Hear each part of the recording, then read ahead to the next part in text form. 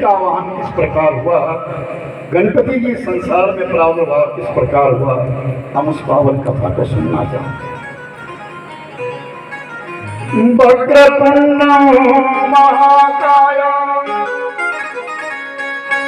कोटि सूर्य समप्रभा अविघ्नं कुरु मे देव सर्वकार्येषु सर्वदा।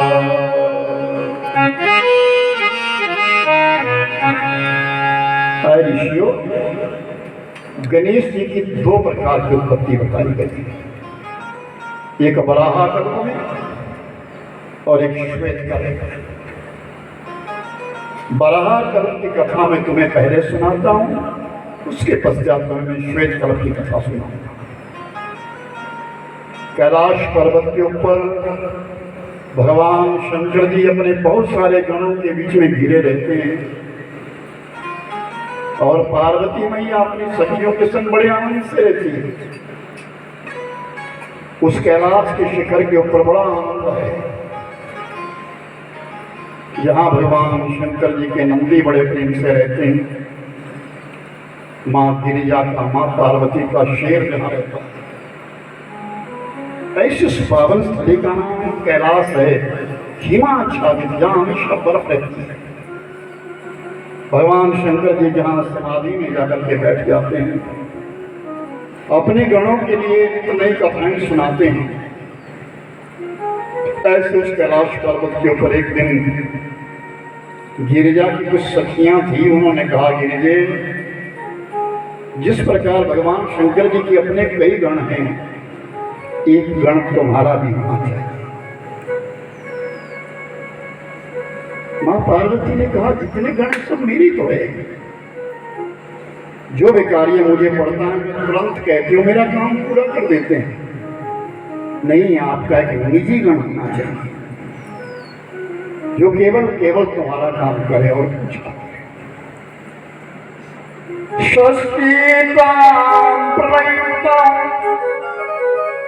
कल्पानां वराहक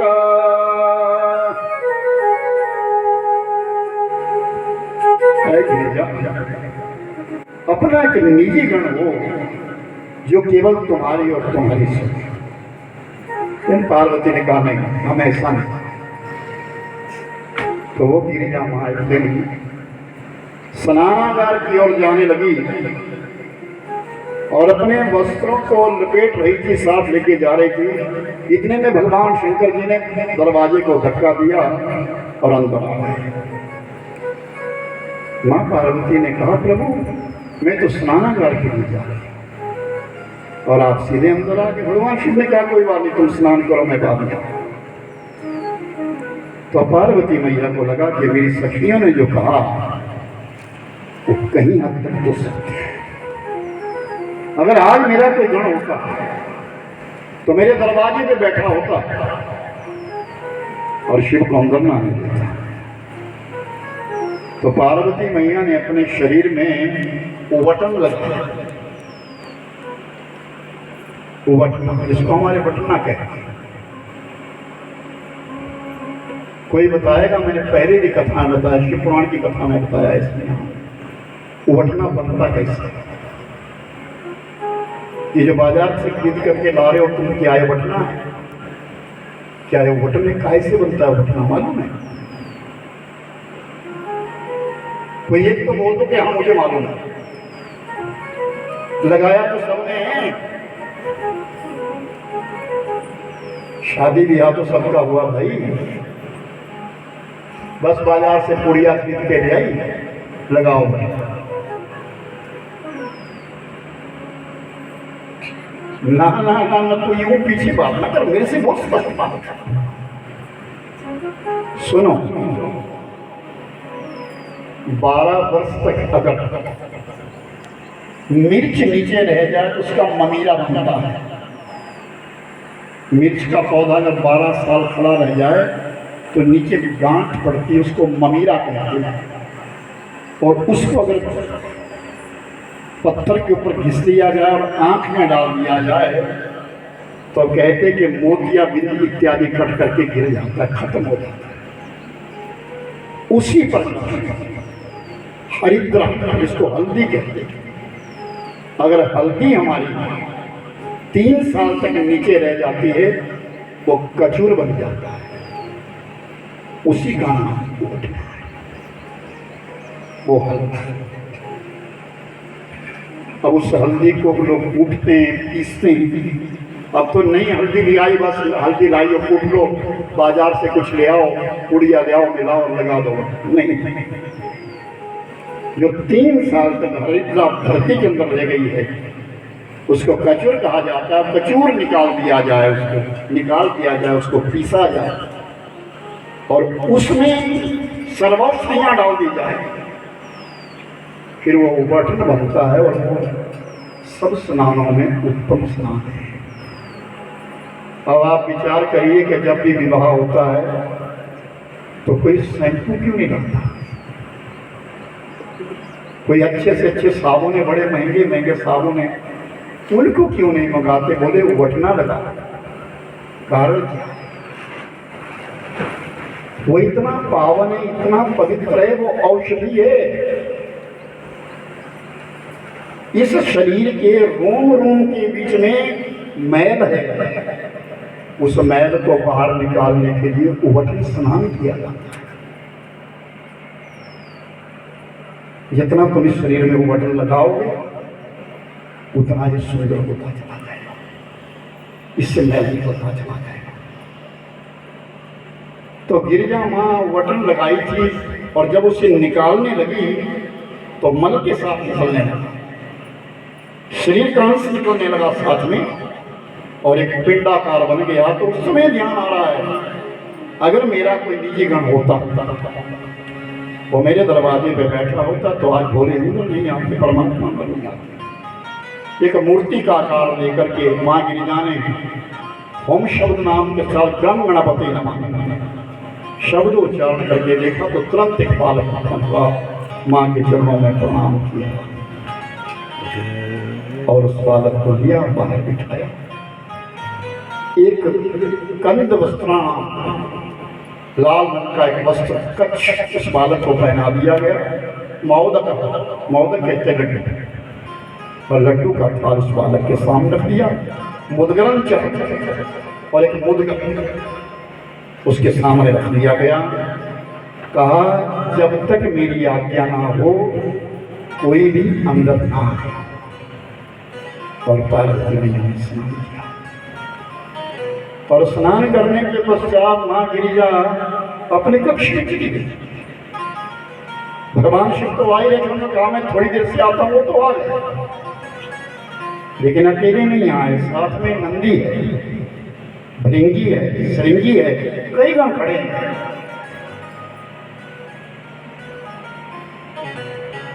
भगवान शंकर जी जब अंदर जाने लगे तो उस बालक ने कहा आप अंदर नहीं जाते, बहुत सुंदर बालक है, मुकुटांचलमणि गीतवानाम सविता, जिसको देख करके मानस का मुकुट बड़ी झुक जाए, ऐसा वो सुंदर बालक दरवाजे पर बैठा है। आप अंदर नहीं जा सकते, कौन हो आप? भगवान शंकर जी ने कहा तुम कौन हो? मैं माँ गिरिजा का पुत्र हूं। अरे गिरिजा तो मेरी पत्नी है, तुम कैसे मेरे पुत्र हो? नहीं नहीं, मैं माँ गिरिजा का पुत्र हूँ, मेरी माँ की आज्ञा है, उनकी आज्ञा के बिना कोई भी अंदर नहीं जाए। शंकर भगवान जी ने श्रृंगी से कहा हटाओ इस बालक को किनारे, हाथ लगाना तो दूर, जैसे उस बालक के सामने अपना हाथ किया उसने दूर खा करके एक एक करके सबको पछाड़ दिया। और भगवान शंकर जी नाना विधि प्रकार से उस बालक को उद्धार करने लगे, तो बालक तो उदंडित हो गया और युद्ध प्रारंभ हो गया। कैलाश के शिखर के ऊपर युद्ध प्रारंभ हो गया। भगवान शंकर जी को देख करके, युद्ध विद्या को देख करके सारे जितने भी गण थे सब हार करके किनारे बैठ गए। और ब्रह्मलोक से ब्रह्मा जी आ गए, देवलोक से देवता आ गए, वैकुंठ धाम से भगवान विष्णु अपने आयुधों को लेकर के पहुंच गए लेकिन वो बालक तो युद्ध कला में इतना प्रवीण है। भगवान शंकर जी ने अपना त्रिशूल उठाया और उस त्रिशूल से उस बालक की गर्दन काटी, जो गर्दन जाकर के क्षीर सागर में गिर गई। और क्षीर सागर में वो लहराने लगी वो गर्दन, और बालक का धड़ नीचे जब गिर गया तो सखियों ने तुरंत कहा, गिरिजे तुम्हारे पुत्र के लिए भगवान शिव ने मार दिया। मां पार्वती मैया ने उस समय रणचंडी रूप धारण कर लिया, अनेक देवियों की उत्पत्ति हो गई, और मारो मारो काटो काटो के नारे लगने लगे। चारों दिशाओं के बीच में बात फैल गई, और जितनी भी देवियां हैं सब उत्पन्न कर दी गई। नाना विधिप्राय की चामुंडा इत्यादि योगिनियां उत्पन्न हो गई। मां पार्वती से अनेक शक्तियां उत्पन्न हो गई। युद्ध हो गया, रक्त की नदियां बह गई। तो भगवान विष्णु ने कहा, ये तो पराशक्ति उत्पन्न है। आज कैलाश पर्वत के ऊपर पराशक्ति आ गई। तो सब देवता विचार करने लगे क्या किया जाए। एक है स्तुति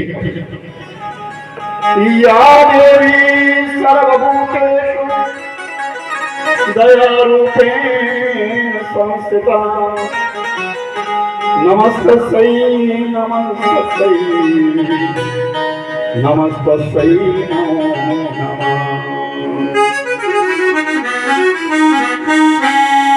मां दुर्गा सप्तशती का पंचम अध्याय, दुर्गा सप्तशती का पंचम अध्याय, जिसमें मां की अनेक प्रकार से वंदना करी, अनेक स्वरूपों की वंदना करी, विविध प्रकार से वंदना करी। या देवी सर्वभूतेषु शक्ति रूपेण संस्थिता नमस्तस्यै नमस्तस्यै नमस्तस्यै नमो नमः। मां भगवती को सबने शांत किया। जैसे मां भगवती शांत हुई तो भगवती ने कहा, पहले मेरे बालक को जीवित किया जाए, और जीवित करने के पश्चात संकल्प लो, जितने भी देवता यहाँ है, ब्रह्मा है, विष्णु है, महेश है, जितने भी देवता यहाँ एकत्रित हुए हैं, अपना अपना बल मेरे बालक को दोगे। और अग्र पूजाम सवित्या, सबसे आगे पहले मेरे पुत्र की पूजा हो तो ही मैं अपने स्वरूप को बंद करूं। तो भगवान शंकर जी ने विष्णु से कहा, विष्णु जाओ, जहां भी तुम्हें कोई सबसे पहले जो भी जीव मिलेगा उसकी गर्दन काट दो। भगवान विष्णु चले गए, उत्तर दिशा में गए। सबसे पहले एक दांत वाला हाथी था, और हाथी का छोटा सा बच्चा था। भगवान विष्णु ने उसकी गर्दन काटी, उस हाथी को मुक्त कर दिया, उसे अपना धाम दे दिया, और उस गर्दन को लेकर के आए एक दंत के लिए। वो गजेंद्र गज हाथी का मुख लेके आए और धड़ के साथ लगा दिया गया। उस बालक का नाम गजानन को, गजानन गज कह के हाथी के लिए आन यानी मुख, हाथी का मुख लगा दिया। पेट बढ़ गया, नाम लंबोदर बढ़ गया। अब सब देवताओं ने कहा, भगवान शंकर जी ने कहा, गिरिये शांत हो जाओ, आज से ये तुम्हारा गण मेरा गण होगा, ये गणों का स्वामी होगा, इसका नाम गणेश होगा। गणानाम ईशाइति गणेश, ये गणेश होगा। ये सबसे अगर पूजा की जाएगी इस गणेश की, तुम शांत हो जाओ। तब भगवती मैया शांत हो गई।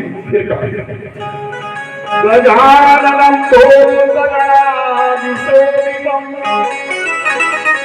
कपित्थजं फलचारुवक्षणं उमासुतं शोकविनाशकारकं नमामि गणेश्वरपादपङ्कजम्।